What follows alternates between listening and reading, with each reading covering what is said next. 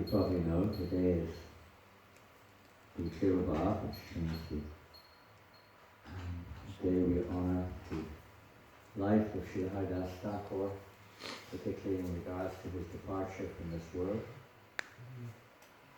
Generally it's said that the departure of great Vaishnavas is said generally actually is more honoured than the appearance day. Of course, one's own. Who's going to translate into French? One or two devotees need French. Who knows French? I mean, who needs French? Please ask in French.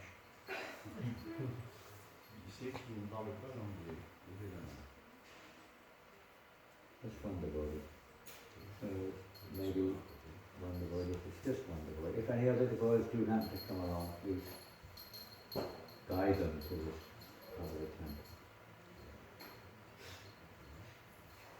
And why the departure day is usually honoured a little more than the appearance. Well, for disciples, of course, the appearance day is usually given more emphasis. But in general, the departure day, because it's a culmination of a lifetime of devotion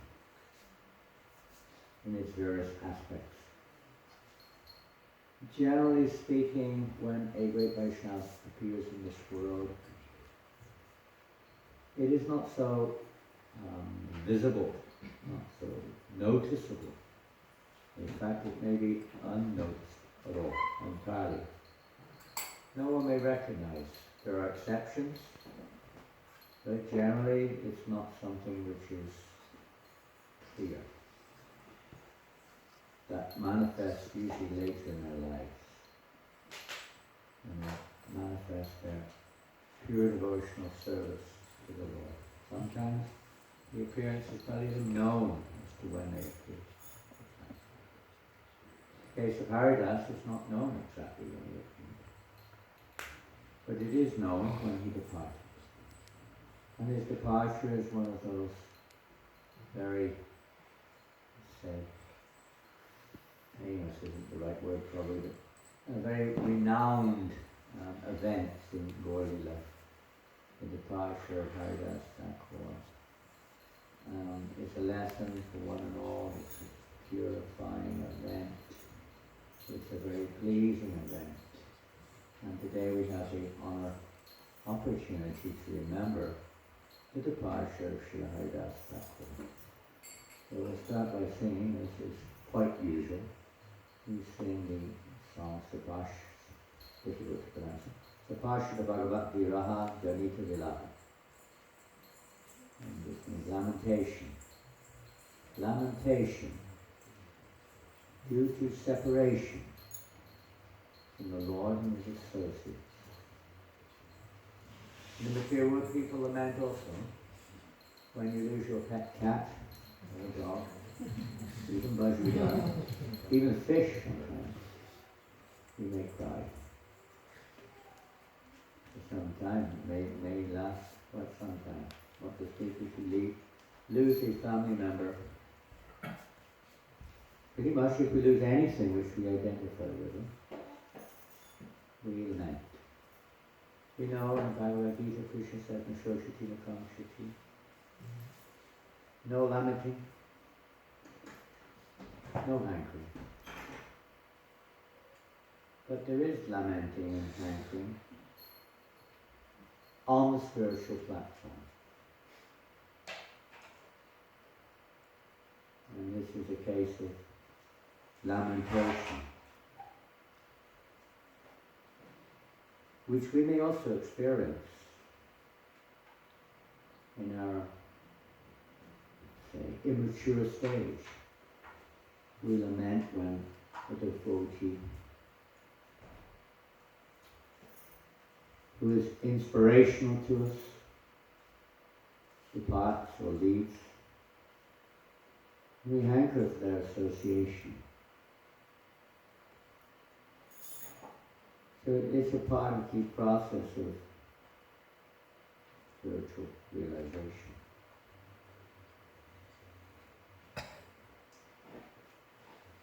It's not exactly material. We will sing this song by Narottam Thakur.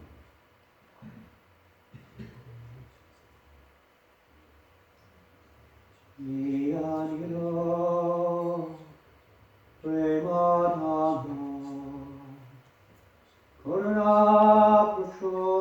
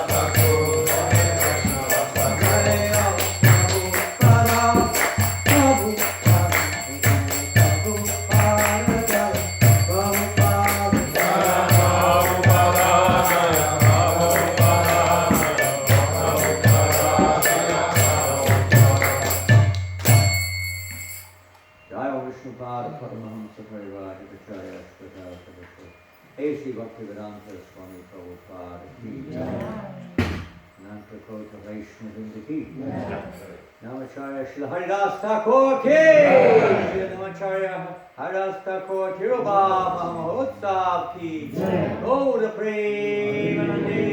All glorious to the assembly. All glories to Sri Guru and Sri Guru and all glories to Srila Prabhupada.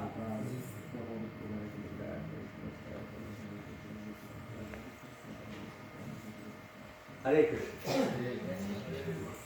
There's an interesting conversation with Srila Prabhupada where he describes the days. He's going through the days one by one on the calendar. At this point in time. And he discusses Rama Dwadashi, which you had on Monday. And yesterday, Bhakti Vinod Thakur Avirbhav Mahotsav, the appearance of Bhakti Vinod Thakur. And then he says, today, what is today? And then he says, Ananta Chaturdasi, and the disappearance day of Haridasa Thakur. He said, Prabhupada then said, oh, today is a fast day. So I wonder why he said, because of Haridasa Thakur. Prabhupada said, no, because it's Ananta Chaturdasi. We don't do it. We never did it. And we don't do it now either. I mean, you can do it if you want.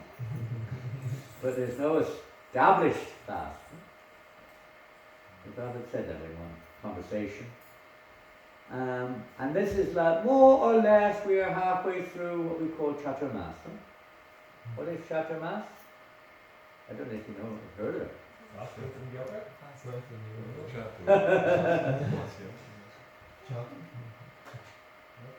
Yes, these 4 months, Chaturmas. And what do we do during those 4 months? Nothing, particularly. Just carry on as usual. This is the first year I've not actually followed it. In terms of the basic minimum. I mean, obviously we break it by accident, but not like... And Prabhupada did say that we should, at least, he writes it in the Chaitanya Charitamrita, at least we should follow 4 things during this Chaturmas, minimum. But even Prabhupada didn't enforce it, he didn't even himself follow it strictly in ISKCON. But it was very much more, let's say, emphasized in days of yore. That means during Prabhupada's time.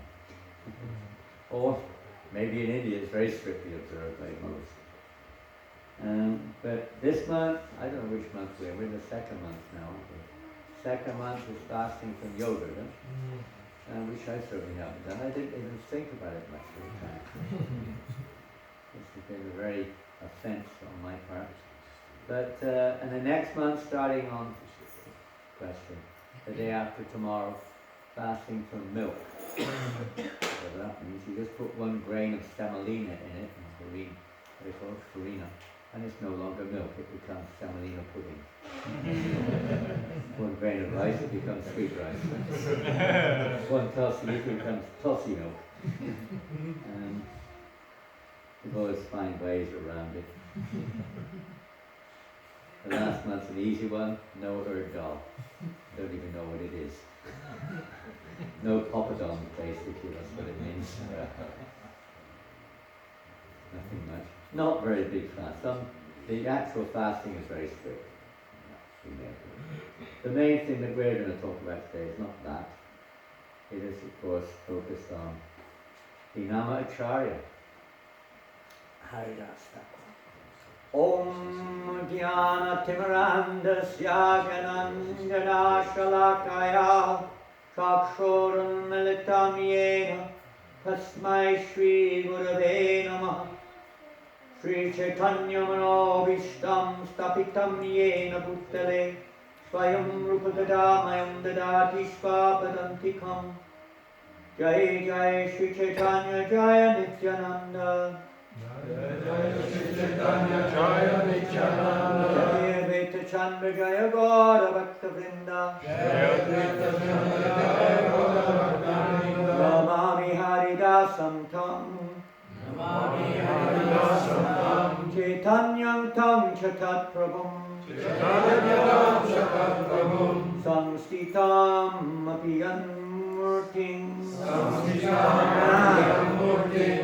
Sanke Kritva Nanataya Namami Haridasam Tam Chaitanyam Tam Chatat Prabhum Samstitam Apiyan Murting Sanke Kritva Nanataya. Let me offer. Only one or two of you can chant if you want. Anybody like to chant? Namami Haridasantam Namami Haridasantam Chaitanyam Tam Chatat Prabhum Samstitam Apiyan Murtim Sankekritva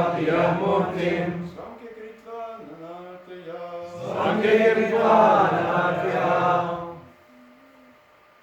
One or two others? Namami Haridasam Tam Namami Haridasantam Chaitanyam Tam Chatat Prabhum Samshtitam Apiyan Murtim Swanke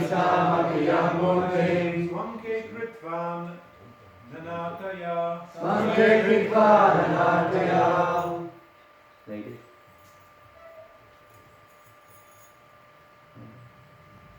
Let me offer my respectful obeisances unto Haridasa Thakura and his master Sri Chaitanya Mahaprabhu, who danced with the body of Haridasa Thakura on his lap. Interesting. On his lap. Interesting dance, huh? Because lap means here. Usually in his arms. The Lord can do anything he likes. And he certainly likes Haridasa Thakura. As we'll see. So this is an invocation, Mangala, whatever you call it, to the chapter of Chaitanya Charitamrita and Srila, which deals with the departure of Haridasa Thakura from the visual pastimes of the Lord. We'll deal with basically with a rough overview of his lifetime, and a rough one, a brief one, which is unlimited, totally transcendental. Even we often hear that Haridasa Thakura is a who is he? Lord Brahma. Someone said Lord Brahma. Not an ordinary person. Lord Brahma, for those who don't know, is understood to be the creator of the universe. On behalf of Krishna, Vishaga means secondary creator. Krishna Saga is the original creator. So that's quite a big position, but it's more than that. We'll do that in a minute. Sri Chaitanya Mahaprabhu derives great pleasure from glorifying his devotees. And among the devotees, Haridasa Thakura is the foremost. This is also Chaitanya Charitamrita in the glories of Haridasa Thakura, soon to read. The transcendental qualities of Haridasa Thakura are innumerable and unfathomable. That means you cannot reach the end. You can't reach the end. They're unlimited. One may describe a portion of them, but to count them all is impossible. There's a very nice book out, Namacharya Haridasa Thakura by our godbrother Rupa Vilas Prabhu. Some of you may have read it, some of you may have seen it. I don't think I have any spare copies left. It's very worth a read to give us a little insight into his glories. It's kind of funny because I was on the verge of also publishing, almost on the verge of publishing a book on Haridasa Thakura, but we met in London and he was right on the verge, and he's a writer, and that's his life. So happily we conferred and he produced the book. In the Chaitanya Mangala, Srila Vrindavan Das Thakur has described the attributes of Haridas Thakur to some extent.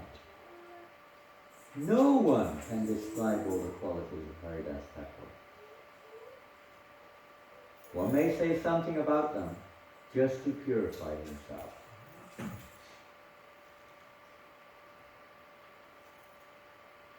I assure you, this is in Chaitanya Bhagavad, I assure you, another scripture about Lord Chaitanya's life, I assure you that one who simply chants the name of Haridas without offense will certainly attain the abode of Krishna. What to speak of his touch? Just by seeing Haridas, one is released from the bondage of fruitive activities. Indeed, even if one sees a person who has taken shelter of Haridas, he is freed from mature bondage. Everyone, whether elevated or wretched, automatically forgets about mundane life when he sees the lotus feet of Srila Haridas Thakur. We have a deity of Haridas Thakur in Namacharya's. I used to have this little deity. Some of you may have a deity of Haridas Thakur, I don't know. Anyone here has a deity of Haridas Thakur? A lot of those do. I used to travel with a deity of Haridas Thakur. And I gave him for various reasons to our Namacharya Guru and his good wife, Nandini. With a name like Namacharya, we also chant 32 rounds every day. Before you get up, mostly. Starts at 12:30 at night. Gets up every day at midnight at 12:30. And chants his rounds before Maharaja, mostly. So he has this Haridas Thakur. You can take darshan of him in Nandina's house if you want to see. And see the lotus feet of Haridas Thakur. Also from Chaitanya Bhagavad, people would gather around him just to see the unrestricted tears of Krishna Prema that flowed profusely from his eyes, drenching his entire body. Even the strictest atheists marveled at his behavior. Horripilation, probably you don't, I don't know if it's a French word also. Is it a French word? Yes. You know, I think. Swelled across his, many of the words ending in T-O-N are French. Same word in French. I think it's 1,000 words like that, which are the same in English as French. Swelled across his body like thousands of blooming flowers. And even Lord Brahma and Lord Shiva were amazed by his devotion. Now that's a very strange statement. And we'll hear more about that later. Very strange. Lord Brahma, he just said that he is Lord Brahma. But here we see Lord Brahma and Lord Shiva are amazed by his devotion. Think about it. Thakur Haridas was the actual knower of transcendental mellows related with Krishna. And he is the principal teacher for understanding Rasa Shastras. Is that Lord Brahma? Question.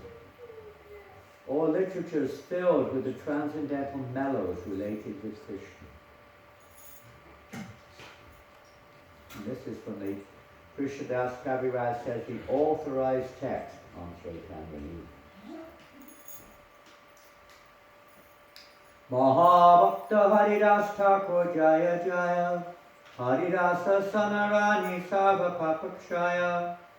All glories to the great devotee Haridas Thakur. By remembering Haridas, all one's sinful reactions are vanquished. Haridas Thakur ki jai. And this, those who've been to Jagannath Puri. Who has been to Jagannath Puri?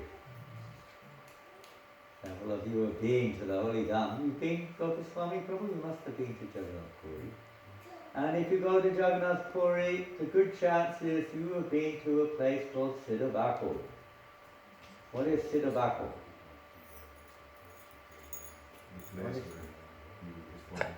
His bhajan.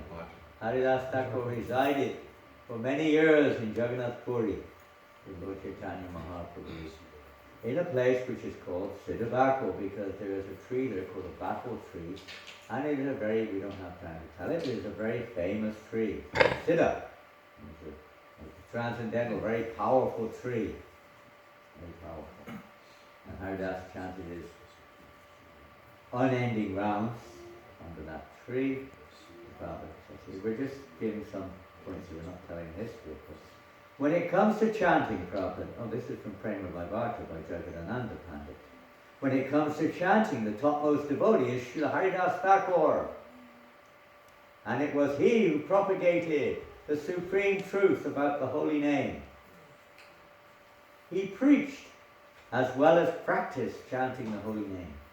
Hence he is the Acharya of the holy name, or the Nama Acharya.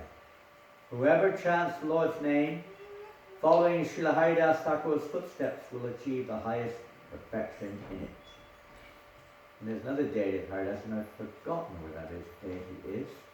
Now maybe in Haridasa 4, I can't remember.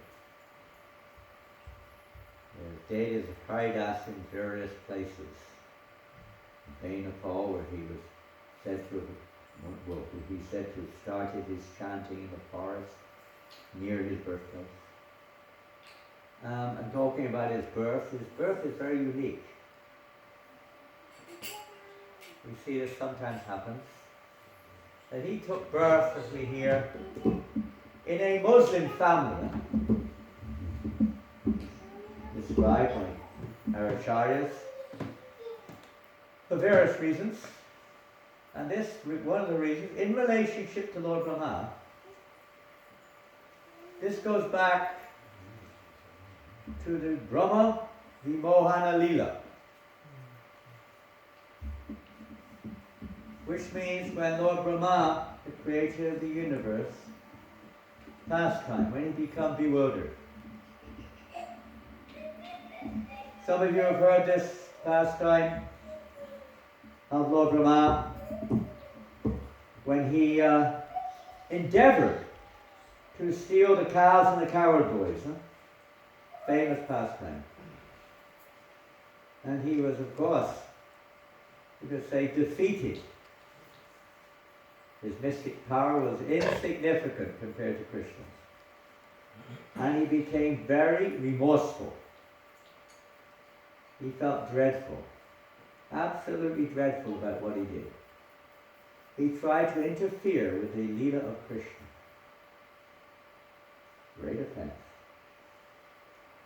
And it's described that he went, I think this is in the Chaitanya Mangala, no, I think it's in another script called the Ananta Samhita. It's described that he went, now the book of Bhakti Vinod Thakur, isn't it? Navadvip Dham Mahatmya. It's described in there how Lord Brahma, he went to Navadvip. Navadvip is an eternal abode. It is not just something which was built a few years ago. It is eternal. It doesn't manifest eternally to mundane eyes. To Lord Brahma, he has the vision. He went to Navadvip Dham, and there he performed tapasya for a long time, begging for whatever atonement was required to cleanse him of his offense. And eventually the Lord appeared before him and told him, yes, I'm pleased with you. In my next appearance in this world, I will appear in a special form of Gauranga Mahaprabhu. And you will appear with me as my chief whip, my chief assistant, in spreading the Yuga Dharma, the chanting of the holy name. The Lord said to him there and then, and your name will be Haridas. The Lord initiated him in this form. And he said, I will arrange it, because part of my mission is to show that anyone can become a pure devotee and go back to God. You will be born, never mind what one's birth, you will be born in a family of Yavanas, which in literal terms in India means Muslim family. And you will chant 300,000 names a day. So this is before the Lord even appeared, before Haridasa appeared. This is in Navad week. Who knows when? It's on a different time scale. So sure enough, Haridasa Thakura took birth in which is now in Bangladesh, in a village called Burong. I've never been there, I've never gone. But that village, he took birth, and again, not much history is there, which is nothing unusual. Why should there be? But it is known that at a young age he left home. And he went to the forest nearby called the Forest of Bainapole. And there in the Forest of Bainapole, he started chanting. There's not even a record of him meeting a Vaishnava. It could well have happened. There's no official record. There are some, say, speculations or some indications, but there's nothing official.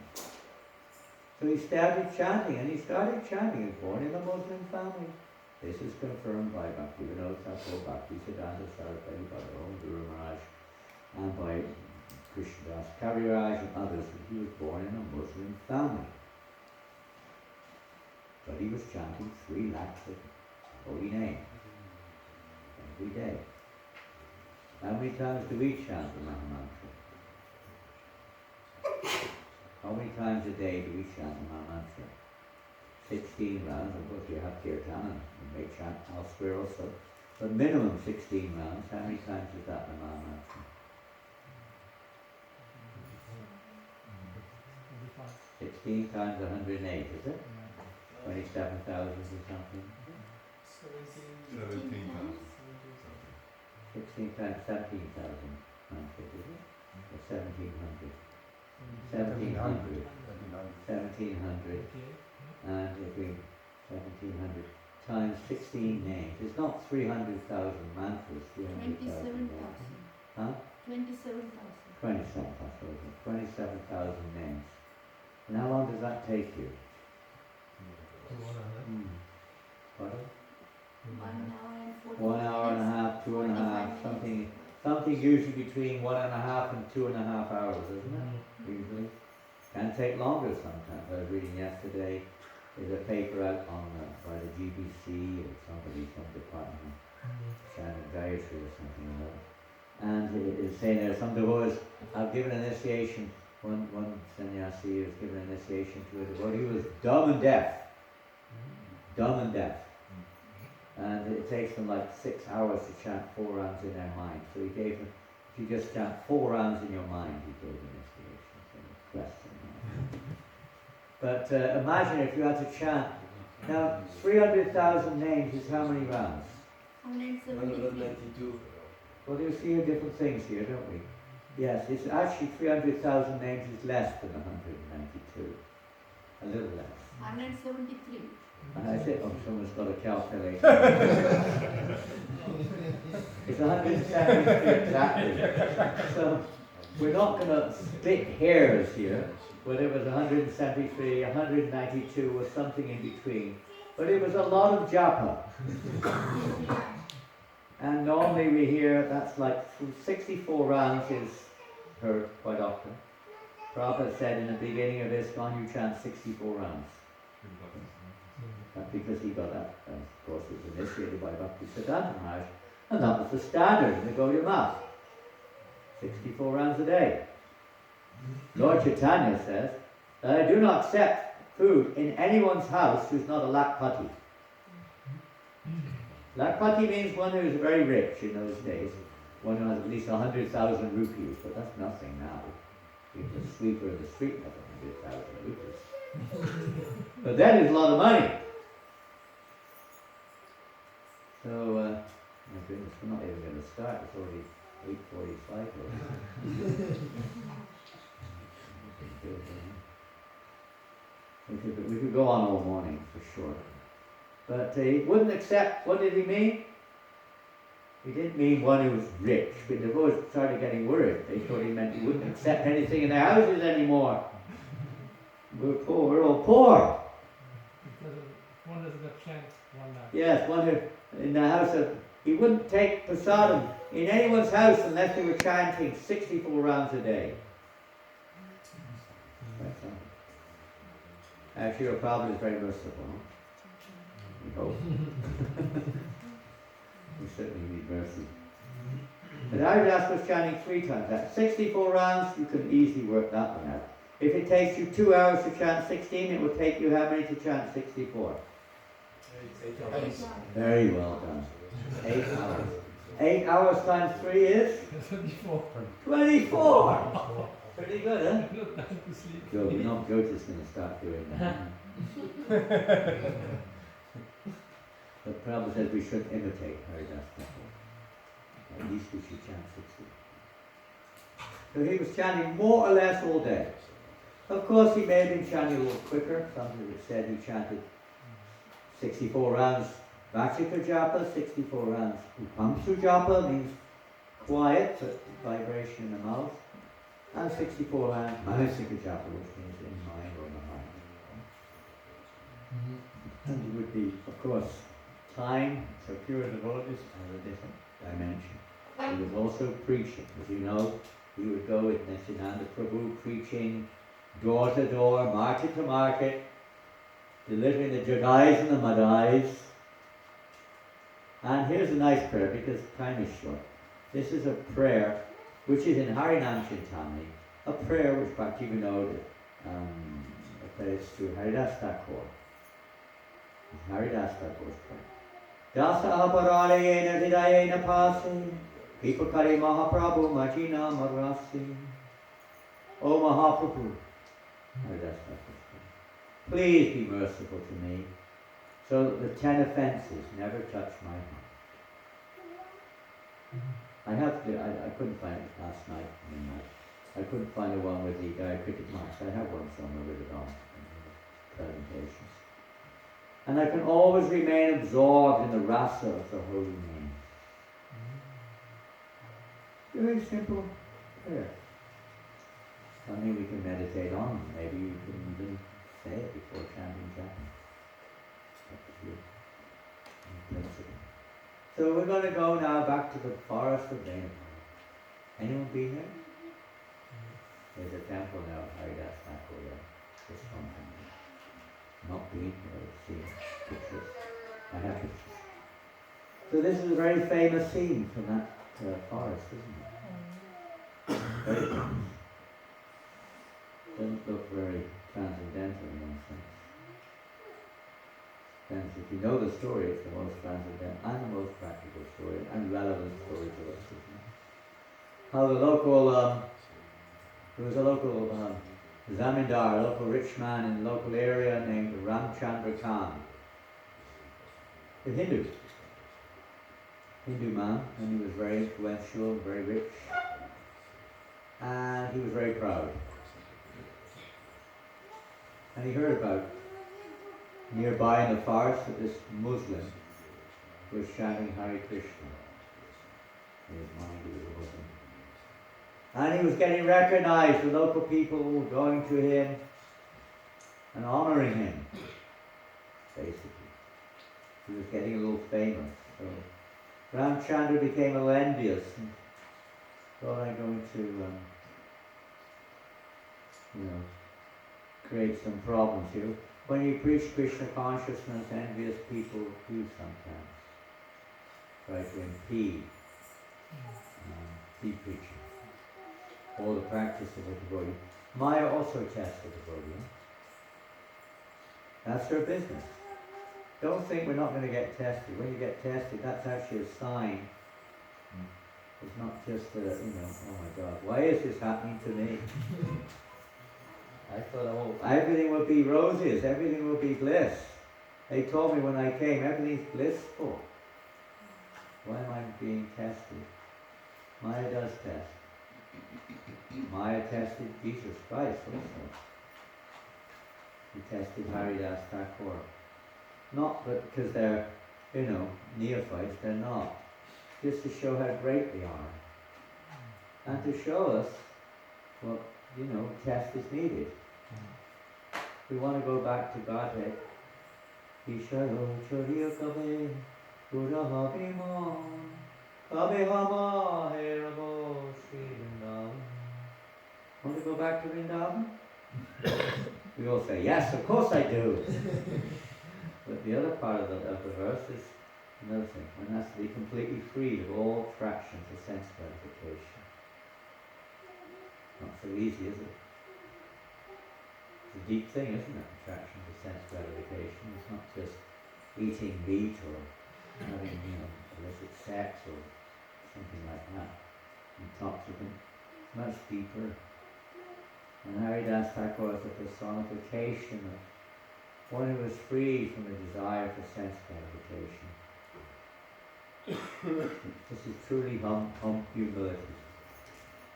Tolerance, humility, respect. So this Ramchandra Khan, he thought, this so-called Haridas is simply a low-class Muslim putting on a show to get respect. That's all. Nothing more or less than that. And I'll prove it. We'll see what kind of transcendentalist he is.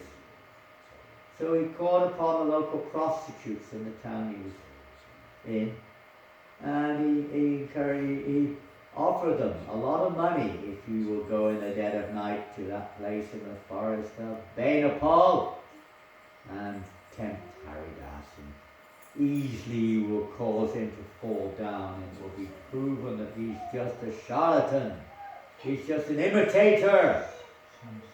No problem. Can you imagine having a test like this? Whew. These were not ordinary prostitutes. They were really the best of the best.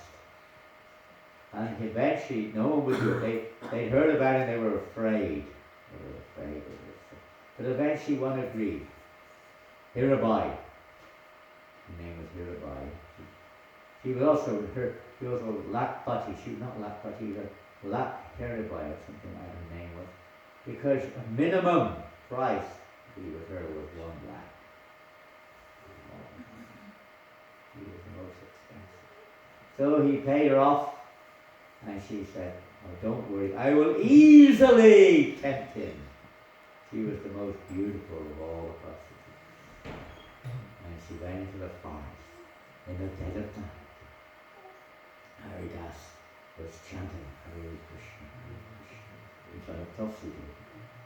And even the prostitutes were pious. She offered her obeisances to Tulsi Devi and sat there in front of Haridas. And she began to expose herself. You know what that means. We won't get into detail. In front of Haridas. And Haridas said, "My dear, please, how can I serve you?" She explained her business. So "I'm a little bit busy right now. I promised to finish my chanting. I made a vow this month to chant 1 billion names, and I haven't finished. Please wait, I almost finished." So she sat there all night long, listening to Haridasa chant. The morning came. She was so tired and was still chanting. She went back to Ramchandra camp. Haridasa said, "Please," before she left, "I'm very sorry. I couldn't satisfy you because I hadn't finished my vow. But I'm sure if you come back again, I will finish. And then I will satisfy you." So she was confident next day she would succeed. Same thing happened the next night. Said, "But this night, I've almost finished. Definitely on the third night, I will satisfy you." So she was excited, Ramchandra was excited. She went back the third night, we chanted and chanted all night long. And she was becoming naturally purified. Naturally. The morning came, I finished my round. Now I can satisfy. This is the picture of what happened. She fell on the floor in front of Haridasa, offering obeisances, throwing all of her jewelries and everything on the ground, begging forgiveness, explaining the whole situation to Haridasa. Why she came. Haridasa said, my dear Mother, I knew everything in the very beginning. I would have left this place immediately, but I knew you were coming. And because you were coming, I stayed here, and now I'm leaving. But I want you to stay here now and continue chanting 3 lakhs of mantras, of names. In this place, give up everything, depend on Krishna. And she did. She stayed in that place and continued the legacy which Haridasa Thakura had given, has shown. And there's now a temple there. This is a temple of Tirobhava. You see a picture on the front sometimes of the Namarita. That is not a picture of Haridasa Thakura, that's a picture of Tirobhava. She shaved her head and sat there all day long chanting the holy names. Completely pure. That's what happened to Ramachandra. And anyway, long stories, there are stories of in between. What shall I do? Make a long story short. You can continue. Well, tonight we have Haridasa Kirtan. This evening. Thursday. You can do class till 9:30 if you want. Huh? You can do class till 9:30 if you want. No? Pardon? The devotees who have service can go, but others can. It's up to you. 9:30 tonight. No, I said Another half an Very hour. long time. Whoop! Whoop! I can see how it's going. Whoop! Whatever. I don't want to hold anyone up. But it's difficult. So Haridasa Thakura left that place and everybody stayed there. She became great. He imparted, I don't think I've got that quote here, but he imparted unto her Krishna Prema. He gave her Krishna Prema. Now this, by the way, Haridasa Thakura appeared in the world approximately, according to the biographies, or whatever you call it, approximately 30 years before Mahaprabhu. This pastime took place before the appearance of Lord Chaitanya. Lord Chaitanya had not manifested his pastimes, and this is, let's say, let me just simply explain my acharyas, simple as that. So he left that place, and she stayed there, and he went then traveling. He came to the place, I've forgotten the name of the place, where Raghunath Das was a small boy. Raghunath Das's father, Govardhan Majumdar, and his uncle Hiranya Majumdar, they were very rich people. Raghunath Das Goswami, at that time he was not Raghunath Das Goswami. Raghunath was in a very, very rich family. And they had a priest named Bhagavanacharya who invited Haridasa to come to their house to speak on the glories of the holy name. Because he was going everywhere preaching the glories of the holy name. So he came there, and in the house of the Majumdars, there was one Brahmin named Gopal Chakravarti. They were engaging him like a secretary, basically. And they were very rich, and he was working for them. So this young Brahmin, Gopal Chakravarti, was also very puffed up. Sometimes when you're born in a very prestigious family, it's easy to get puffed up. You know, I'm sure some of us here are proud of our birth,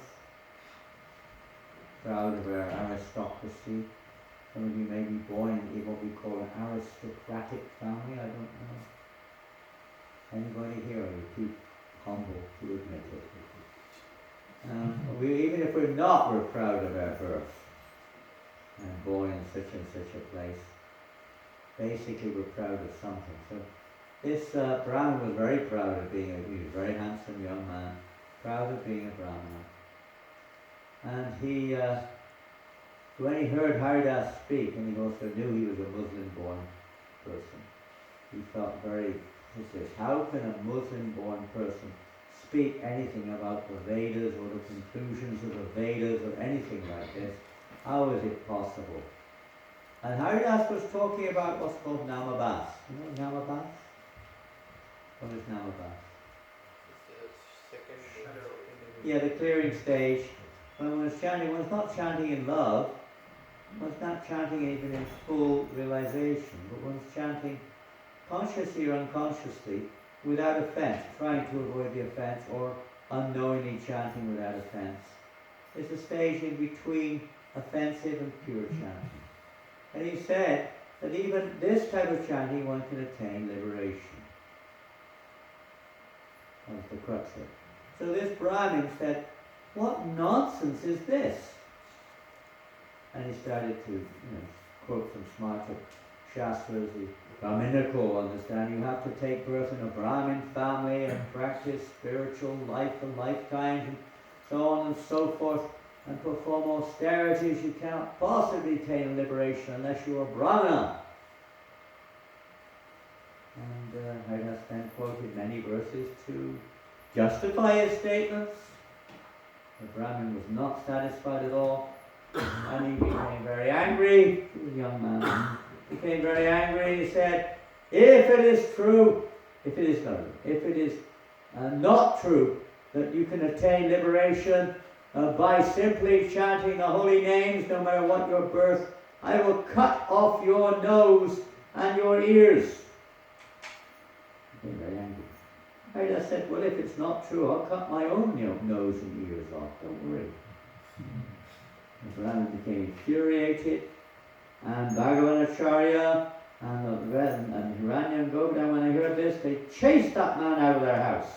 Get out of here, you rascal, you offender, you blasphemer. Go away! They chased him out. They were devastated because they invited Haridas, and this so-called Brahmin offended him. And so, of course, later on, a few days later, that Brahmin, the Brahmin, Gopal Chakravarti's nose, he got leprosy. His nose melted, his ears melted, they all fell off. Haridas was very sad. He later got the mercy of Mahaprabhu. He was very sad. He doesn't take any offense. But it's a very important lesson. Very important lesson. It's described in that book, Namacharya. I can't remember the reference, there's a reference there. How this event was very significant for all of us.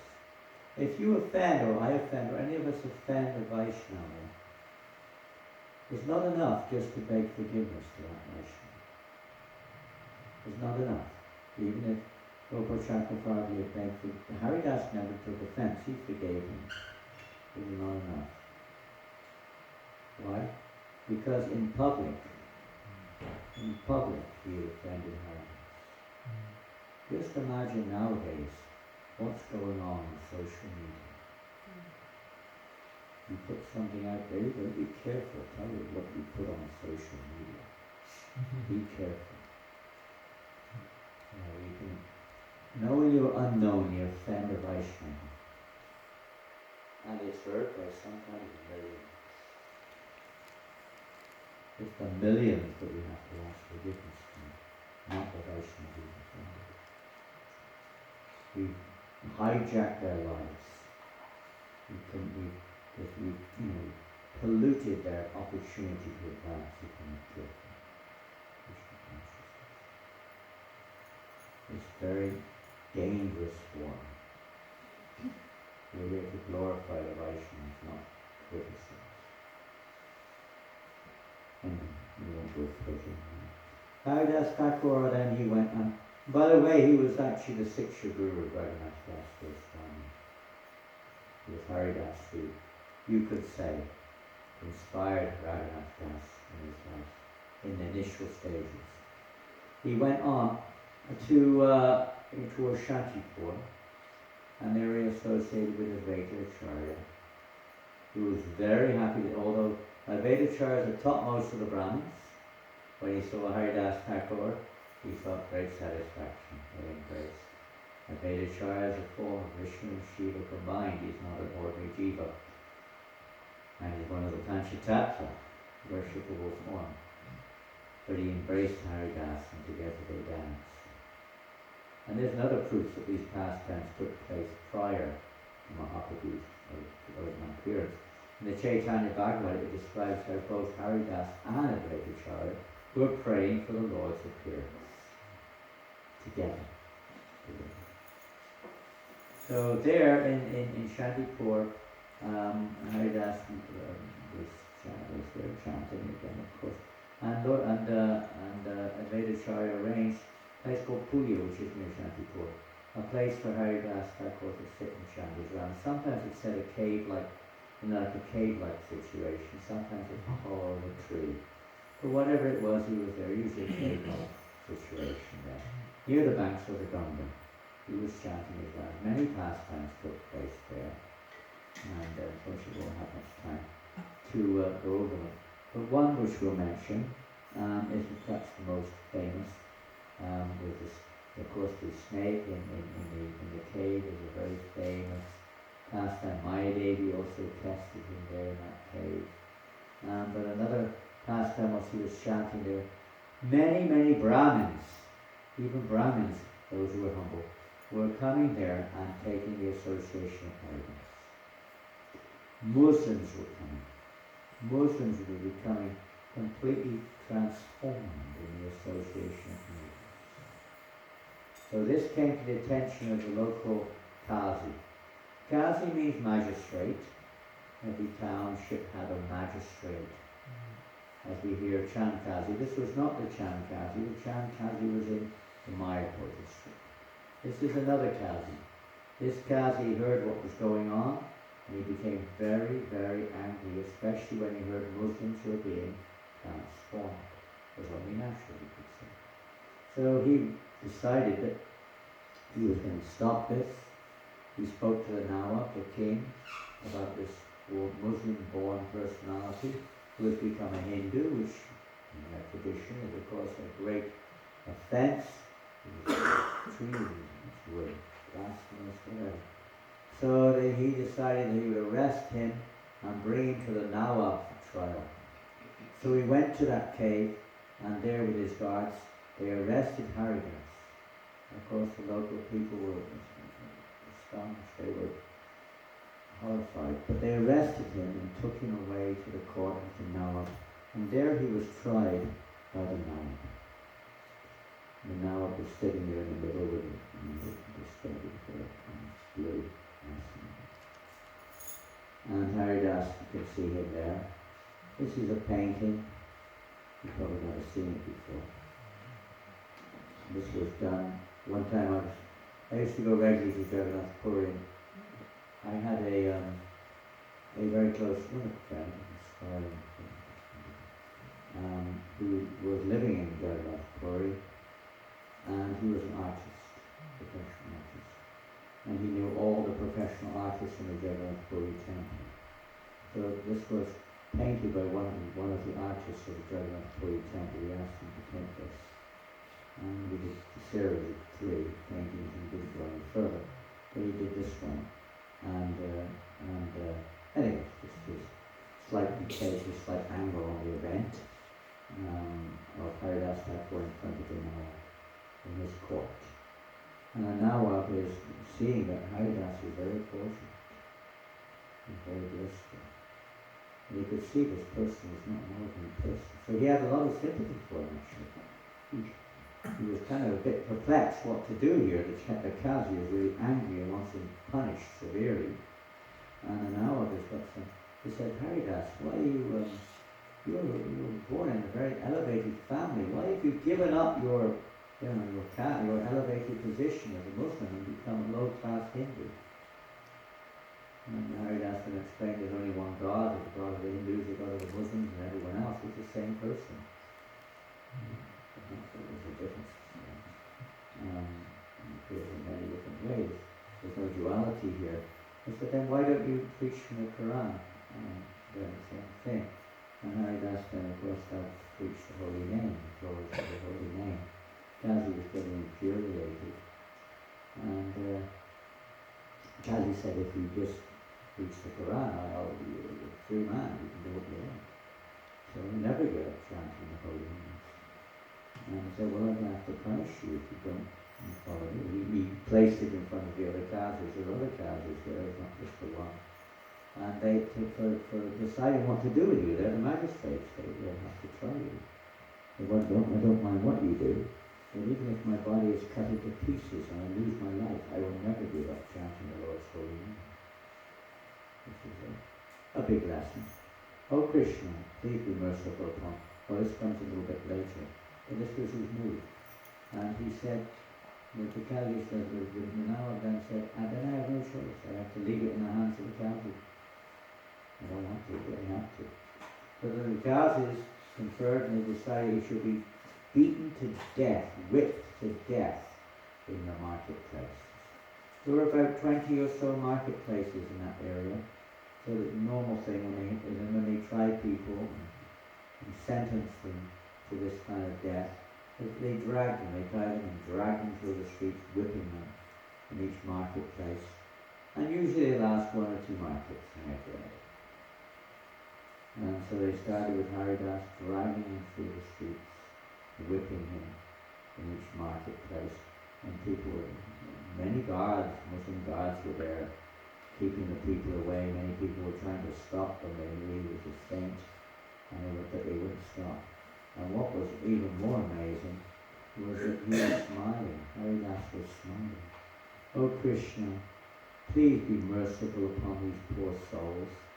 Kindly excuse them for their offence of torture.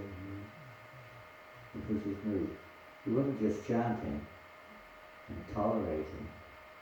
This is the difference. More tolerant than a tree. This is the difference.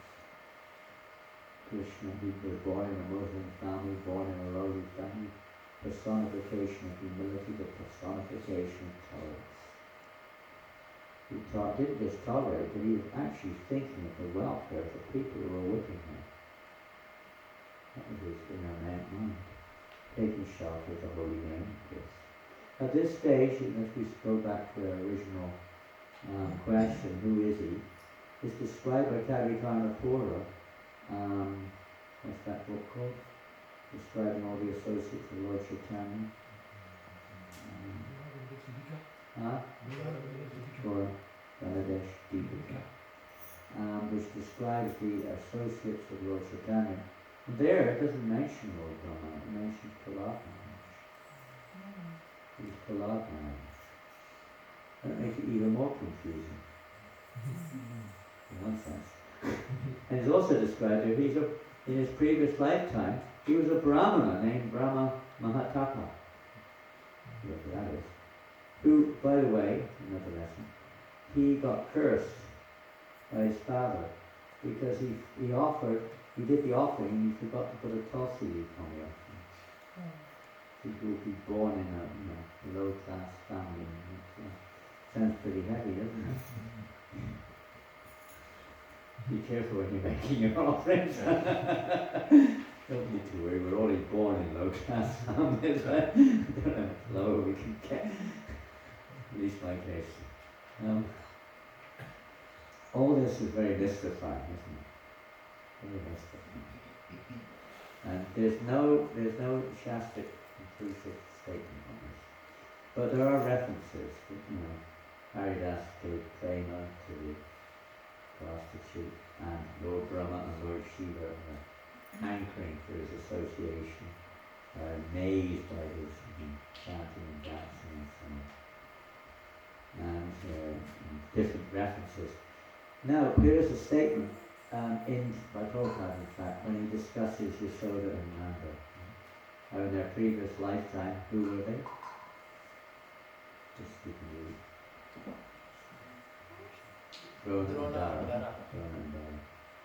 In their previous lifetime, and because of their desire to have Krishna as their son, they took birth as Nanda and Yashoda. Now that's ridiculous. It's obviously ridiculous, in one sense. Nandi Yasoda, the eternal mother and father of Krishna. They don't become the mother and father of Krishna. So Prabhupada describes how Mother Yasoda and Nanda Maharaj expand themselves as Brahma and Dev. And when Krishna arrives, they re-enter into their original forms. We can look at it in different ways. There's another, here when we see three persons, there's another angle. They enter into that personality. They take his association. How do you become like someone? You associate with them. By association we become like that. So they associate with Haridasa to develop those qualities. Or to experience the wonderful pastime. Or to manifest their particular mood, in this case, Prahlad Maharaj. The tolerance of Prahlad Maharaj is unlimited. His dependence on Krishna, exactly the same pastime. Maintaining this type of determination and being compassionate to all living entities while always chanting the holy name of Krishna is the path of devotional service exhibited by the previous Maharajas. And in this pastime, Vrindavan Das says that this is one of the most profound and important lesson of the pastime of Krishna. It means no matter what happens, one should always chant the holy name of Krishna. We will go through many different ups and downs in our lives.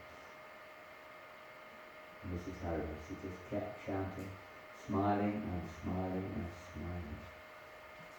I'm going to jump a pastime or two here. Later on, when Haridasa Thakura, of course, what happened? After 22 markets, they went to every single marketplace in the town. And they were whipping and whipping and whipping and whipping. And they were exhausted. They were devastated. The guards were finished. They were about to collapse. And they were looking so distraught because there was no more marketplaces to go. They failed to complete their task. And they were terrified because when the Nawab, when he would give a task to his servants and they didn't complete it, they were in trouble. They were scared for their lives. And Haridasa could see them looking very, very sad and disturbed and frightened almost. Said, what's wrong? What's the problem?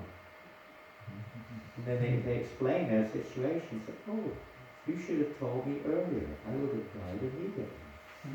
If my living causes you any pain or suffering, then let me go. And this was his mood. So then Haridasa, he died. Okay, end of the class, he died. Departure of Haridasa.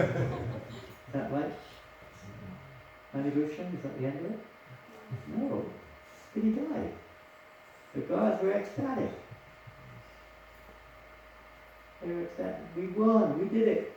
They dragged him back to the Nawab. Here he is, he's dead. He's dead now. So the Nawab said, okay, bury him. Kazi said, no way does he deserve burial. He's what do they call it? Infidel? He's an infidel. He doesn't deserve the privilege of burial. He should be thrown in the nearby river and go to hell like all the other Hindus. So that was the decision. Throw him into the Ganga, the nearby river. Throw him in the Ganga. And I don't know if I can find that statement now.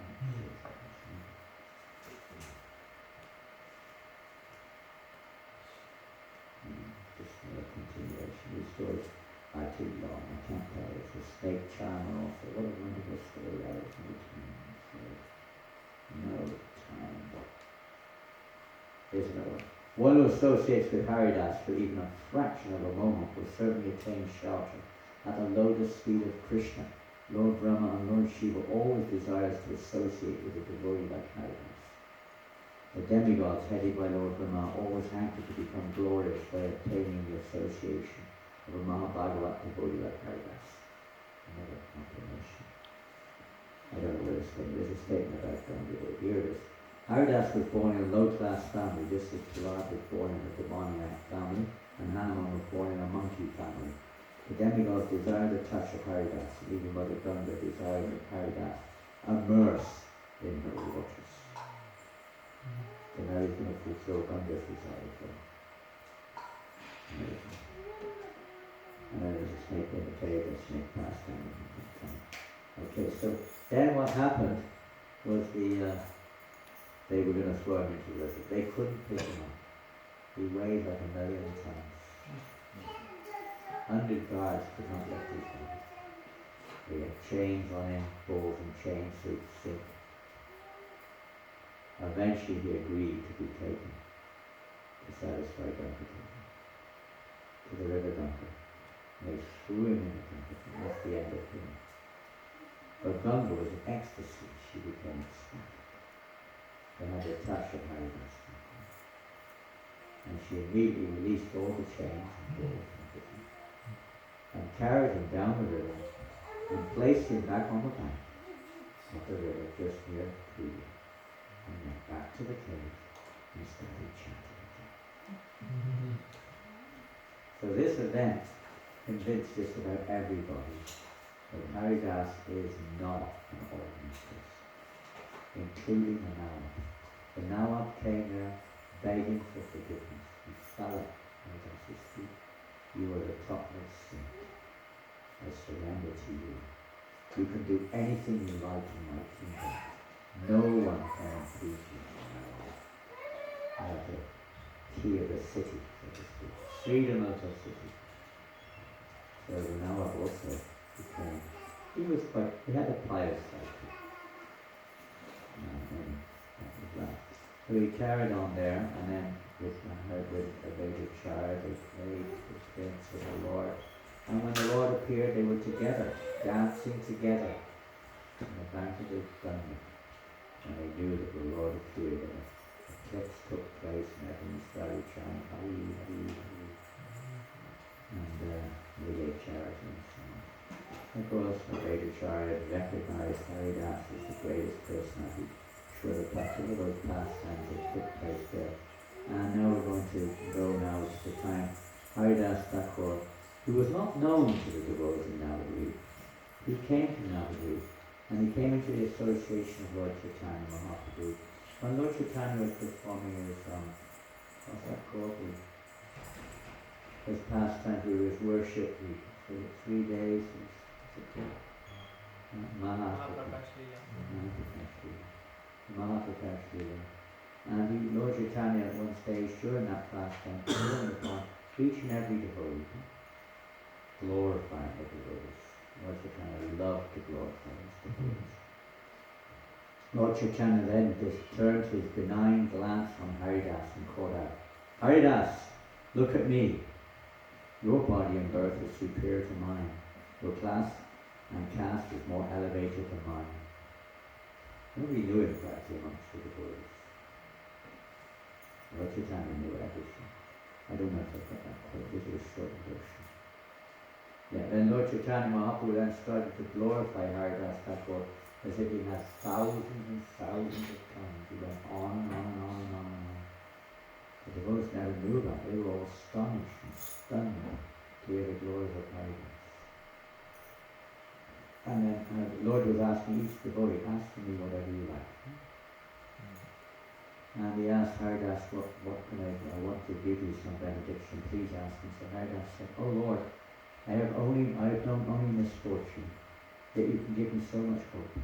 Just allow me to partake of the remnants of the foodstuffs of your devotees, who are surrendered to your lotus feet. Let this activity be my permanent and most prominent service. Life after life. He didn't ask to go back. He just wanted to take the remnants of the Lord's devotees. He didn't consider himself a devotee. If someone other can get the remnants of your devotees, that would be the perfection for me. My sinful birth and existence is miserable. Without remembrance of you, But now, please make my life successful by granting me the remnants of your services.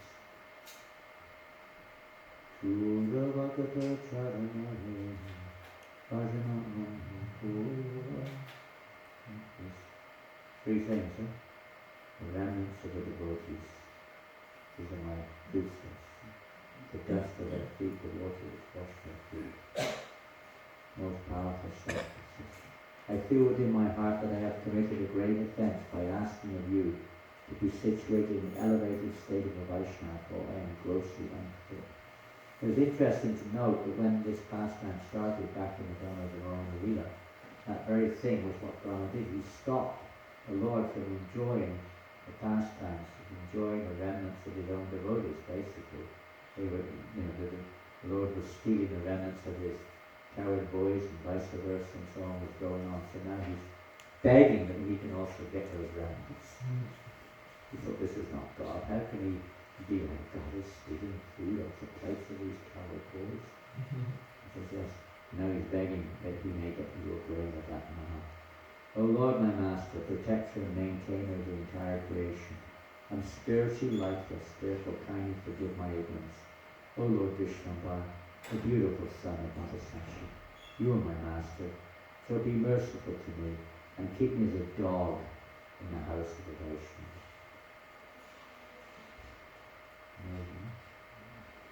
Well, we're running out of time. Here you go, Dan. Yes. Do you have some information about how he joined, how he got transformed into Vaishnava? Who was his spiritual master, Venkatacharya? Well, that we mentioned in the beginning, perhaps I didn't say it clearly, or you may not have been there, I don't know. There is nothing written to where, in all the studies that Vipassana and myself have done, we didn't come across any clear evidence of his, you could say, initiation. Clearly speaking, we understand that he was, in the association of Venkatacharya, which he had a lot of. But before that, he was chanting 3 lakhs. And we mentioned he was initiated by the Lord himself prior to his taking birth. I don't know if you were here then. We explained how the Lord initiated him in Navad week, that you will appear as my chief assistant in the spread of the Yuga Dharma. Your name will be Haridasa and you will chant 3 lakhs. So he was initiated by the Lord himself before he took birth. It was just a matter of time. It said when he was very young, he left home, a Muslim family, he left home and he went to the forest and started chanting 3 lakhs. There's no mention if there was a personality who intervened at some stage, and this we ought to see is the case, it may have been the case, but there's no mention in any of the biographies, the scripture references that we know from him. And so I can't answer more than that. But the Lord definitely initiated it in a sense, in his form of Brahma. Because Haridasa is eternal. We won't get there, but there are statements saying, you're my eternal associate.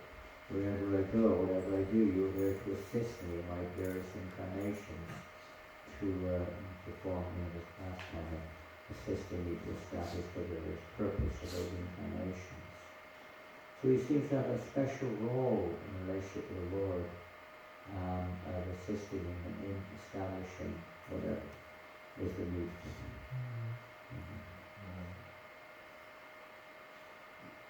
Resounding to one of the first verses you read, I think it was this Chaitanya Bhagavata or Chaitanya Manga, but he's described that he's the Rasa Prema, that verse? Yes. An interesting, I was just thinking, an interesting little story when Rupa and Sanatan were visiting Puri. Yes. Where would they live? Where would they reside? They live with Haridasa. They They never entered the Puri temple, they stayed with Haridasa. And day and night they were talking about, Leela. Day and night. So, there's a lot more to Haridasa Thakura than just the little things we sometimes hear. There's a lot more. The deeper you go, the deeper it gets. And we'll never fathom it. We can never say he's this, that, and the other. He's simply the Lord's eternal, you could say, limb for bringing pleasure to the Lord. Even if he is Lord Brahma, he could be an expansion of Haridasa Thakura playing the role of Brahma. It's not impossible. Nothing's possible. But he's certainly way beyond our limited perception, that's for sure. But if we follow in his footsteps, and that's the whole process, isn't it? Maharaja Yena Vitatsakunta, follow in the footsteps, as Prabhupada said many times, we follow in the footsteps. One who hears this pastime of the Lord and Haridasa Thakur with proper faith will certainly enjoy the fruit of Krishna prema. You don't hear that about Mahatmas. These words are not my concoction, but the bold declaration of all scripture. One is sure to experience the bliss of devotional service to Lord Krishna if one lends all receptions to transcendental activities of pure devotees of the Supreme Lord. All glories to Haridasa Thakur, a giant among the Vaishnavas, by remembrance of him and his free from all sinful actions. Now, in that time when Lord Chaitanya manifested his Mahaprakash Srila, and he called upon him, the Lord then said, Haridas, do you remember that time when you were being beaten in the marketplaces? Do you remember that time? Which obviously infers it was way before he came into contact with Lord Chaitanya. You remember that time? And then Lord Ben described it. So when you were being beaten in those marketplaces, I threw my Sudarshan disc immediately to kill all of those persons who were trying to punish you. Sever their heads. Sudarshan raced there like a rocket. But you stopped Sudarshan. You couldn't go near them. No, please don't punish me. Please deliver me. Please have mercy. You won't let my Sudarshan go here. So I want you. Lord Chaitanya said, I want you. And I place my back on your back. I put my back on your back. Then Lord Chaitanya turned around. Everybody saw whip marks in the back of Lord Chaitanya. All down his back. I protected you.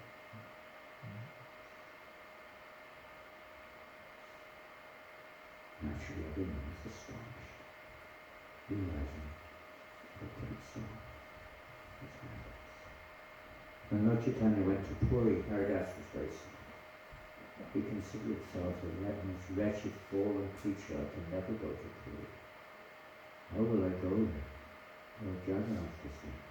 Many Brahmanas there. If they simply see me, they will be condemned and so fallen. If they would speak of me, unfortunately would touch my wretched body. I didn't know what to do. Lord Chaitanya convinced him, you come, and we make arrangements. So eventually he did come to Puri, and he stayed at this place we lived with, Tirobhava.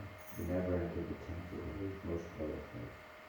He stayed there the rest of his life, basically, chanting the holy name. Every day Lord Chaitanya would come to see him. And actually every day. Lord Chaitanya was staying in the house of Kashi Mishra, Gambhir. And he would come daily. If he didn't come, he would send his servant Govinda. He would bring Mahaprasad to him every day. He would say to Haridas, you just stay here, chant, and just look at the chakra and the flag on top of the temple. By seeing the chakra and the flag, it's the same as taking darshan of Lord Chaitanya. So he did. And I was successful in that. And Haridas, when he was there, we put Sanatana stayed with him. Lord Chaitanya came to see us. And we had a wonderful pastime. At every moment, Lord Chaitanya said, you take your bath and for all the holy places of pilgrimage. Every moment you perform great sacrifices, austerity, and charity. You are constantly studying the four Vedas, and you are far better than any Brahmins in the West. If one cannot complete the fixed number of rounds properly, as he is assigned, he should be considered to be in a diseased condition of spiritual life. Haridasa Thakur is called Namashrine. Of course, we cannot imitate Haridasa Thakur, but everyone must chant a prescribed number of rounds. In our Krishna conscious movement, we have fixed 16 rounds as the minimum, so that the Westerners will not feel burdened. These 16 rounds must be chanted, and chanted loudly, so that one can hear himself and others. Another time, when Haridasa was in the Navadvip district, he went to a village called Harinadi, and there he met with the Brahmins who were there. And they challenged him, why are you chanting loudly? Do you go chanting loudly? And he quoted many shastras that they were very, very offensive. And so this is now really Kali Yuga has begun. Now it is, we see that shuddhas, low class person, even less than shuddhas, are preaching the Vedas, and they basically chase them out. There was a lot of, let's say, it wasn't like everyone was agreeing, there was a lot of opposition. He showed humility and tolerance, and I respect. We have to follow the great personalities. Haridasa Thakur, he was chanting very loudly, but it was lectures on it. Chaitanya Mahaprabhu chanted loudly. So what more evidence do you want? Our Guru Maharaj chanted loudly, we are chanting loudly. Published words in 1970. Who he would chant loudly, Chaitanya, everything. And then there's many pastimes in between, you could say. But the final pastime of Haridasa Thakur's departure was coming. And one day Lord Chaitanya sent his servant there to go with to Haridas, and Haridas was lying there, lying on his back. He was not doing that. He was obviously something was physically wrong. And Govinda came and said, Haridas, please, I broke the sada. And Haridas said, I'm not feeling well, I cannot take prasada. But he touched the prasada and honored the prasada. And Govinda went back and told Lord Chaitanya, and Lord Chaitanya was very concerned. Next day Lord Chaitanya came back and said, Haridas, how are you? What is your problem? And Haridas said, my Lord, I'm very, very sick. I'm very sick. And Lord Chaitanya said, what is your sickness? He said, my sickness is that I'm not able to finish my life. There's nothing wrong with my body or anything. The sickness is I can't finish my life. Lord Chaitanya said, there's no need. You've already completed your purpose of appearing in my pastimes. There's no need. You don't have to follow these things. Haridasa Thakur said, please do not create an illusion. This will actually get boiled down. And Lord Chaitanya said, my dear Lord, please do not touch me, for I am most fallen, untouchable, and the most lowest among men. The Lord said, I wish to touch you just to be purified. Your purified activities do not exist in me. So then Lord Chaitanya, he said, moving forward again, to the next thing. He said, this is not a painting in recognition. And Lord Chaitanya said, in sickness and so on, he said, please, do not create illusion, my Lord. I am the most formed. I am the most wretched. Do not create illusion, although I am so fallen, you must certainly show me this mercy. And Lord Chaitanya said, what can I do? He said, I want to leave my body in your presence. And the Lord of course said, how can I bear living in your presence? It's not possible. He said, do not create illusion. My Lord, there are many respectable personalities, millions of devotees who are fit to sit on my head. They are all helpful in my pastime. My Lord, if an insignificant insect like me dies, what is the loss? If an ant dies, where is the loss to the material? My Lord, you are always affectionate to your devotees. I'm just an imitation devotee, but nevertheless I wish that you fulfill my desire, always in my passion. He wanted to leave his body in the hands of the Lord, with his eyes gazing at the blissful lotus-like face of Lord Chaitanya. So sure enough, the Lord left and he came back the next day. But what is the use? And Haridasa said, whatever mercy you bestow upon me, my Lord, whatever mercy you give me, that is the use. And then Lord Chaitanya took Haridasa Thakur in his arms, and they placed him, Haridasa, Lord Chaitanya placed his lotus feet, and then he placed his lotus feet on his chest of Haridasa. And there, with Haridasa gazing intently at the face of Lord Chaitanya Mahaprabhu, and tears streaming down the Lord's eyes, and down Haridasa's eyes. Haridasa was chanting, Sri Krishna Chaitanya.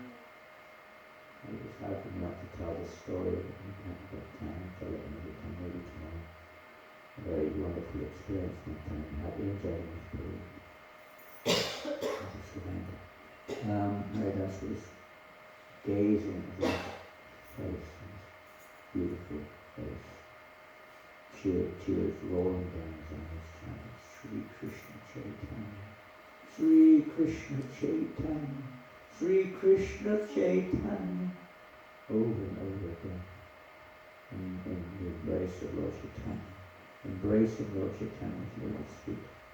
Haridasa Thakur left his body. In front of all the great devotees like Janananda and Sarvabhauma Bhattacharya, they chanted Mahaprabhu began to describe the holy attributes of Haridasa Thakur. As he described the transcendent attributes of Haridasa, Chaitanya Mahaprabhu seemed to possess 5 lives. The more he described, the more his great happiness increased. After hearing of the transcendental qualities of Haridasa Thakur, all the devotees present were struck with wonder. They all offered their respectful obeisances to the lotus feet of Haridasa Thakur. Then Lord Chaitanya Mahaprabhu took the body of Haridasa and started to dance. With the body of Haridasa Thakur in his arms, ecstatically. And then Sri Damodar said, "You have to go to the ocean." He apparently placed the body of Haridasa into it in kind of like a big chariot of some kind and took him to the ocean. And here we see again Lord Chaitanya is now taking Haridasa and bathing his body in the ocean with the waters of the ocean being pool. So that anyone who takes bath at this point will certainly be delivered from the ocean of burning death. We'll go back to this. Because it's touched, the lotus feet of Haridasa touched that point. Then Lord Chaitanya Mahaprabhu personally placed Haridasa into Samadhi and associates all around having kirtan. Everyone participating in placing the sand into the Samadhi. And Lord Chaitanya himself then went begging for alms for the feast and others. And Sri Damodar took over for a while. This is not a business befitting a sannyasi, but Lord Chaitanya started serving prasadam. Again, Sri Damodar came, intervened. Because no one would take prasadam unless Lord Chaitanya started to take prasadam. And the final Chaitanya Mahaprabhu gave this benediction. Anyone who has seen the festival of Sri Haridasa Thakur is passing away. Anyone who has chanted or danced here, anyone who has offered sand on the body of Haridasa Thakur, and anyone who has joined this festival to partake of the prasadam will achieve the favour of Krishna very soon. There is such wonderful power in seeing Haridasa Thakur. Being merciful upon me, Krishna gave me the association of Haridasa Thakur. Being independent in his desires, he has now broken that association. When Haridasa Thakur wanted to leave this material world, it was not within my power to detain him. He didn't want to see the final pastimes of the Lord. He couldn't bear to see those pastimes. Simply by his will, Haridasa Thakur could give up his body, give up his life and go away exactly like Vishnu, who previously died simply by his own desire, as we have heard from Shastra. Haridasa Thakur was the crown jewel on the head of this world. Without him, this world is now bereft of its valuable jewel. Chaitanya Mahaprabhu then told everyone, say, all glories to Haridasa Thakur. All glories to Haridasa Thakur. And chant the holy name of Hari. Saying this, he personally began to dance. Everyone began to dance. All glories to Haridasa Thakur, who revealed the importance of chanting the holy name of the Lord. Sri Haridasa Thakur ki jai. If you go to the temple, the Samadhi temple of Haridasa Thakur has been renovated. Maybe 10 years or so ago. Actually, I've been there since then. And this is the Samadhi of Haridasa Thakur.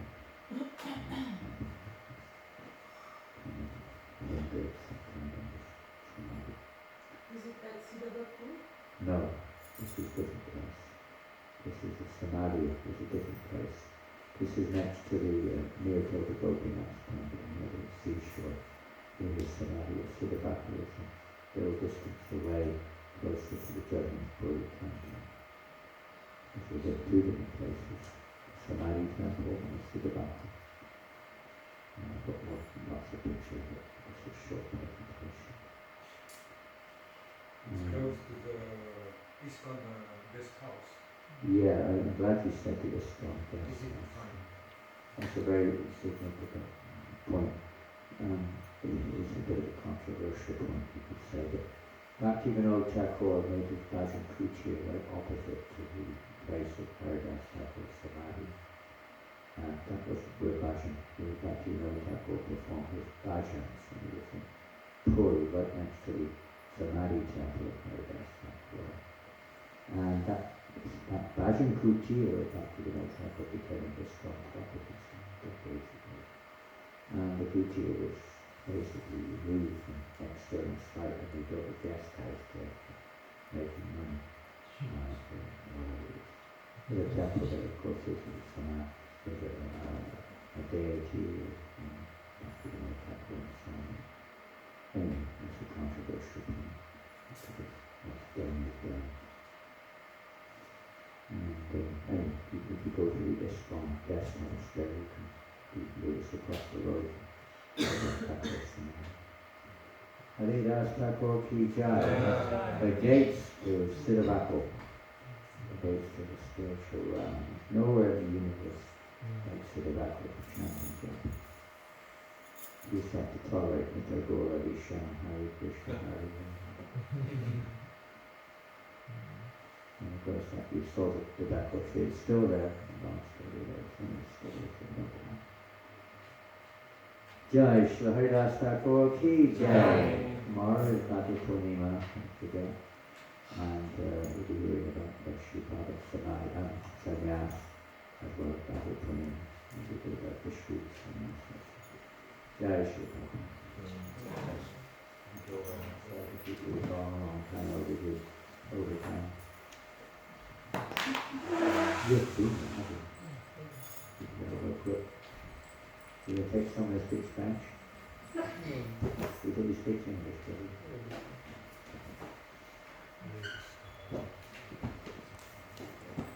Namaskar Shri Haridasa Thakur ki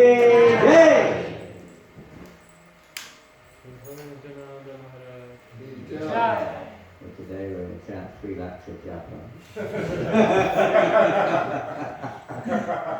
That will be the day. I did on this day one time I chanted 108 rounds on this day. And did my service also. I minimized the service. Didn't sleep much. No.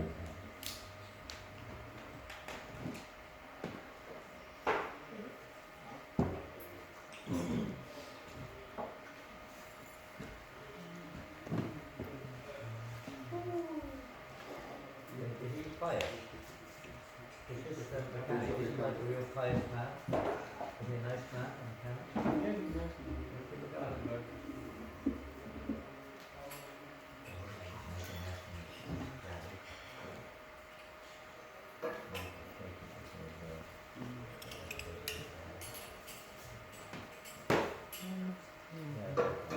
Thanks, Maharaja.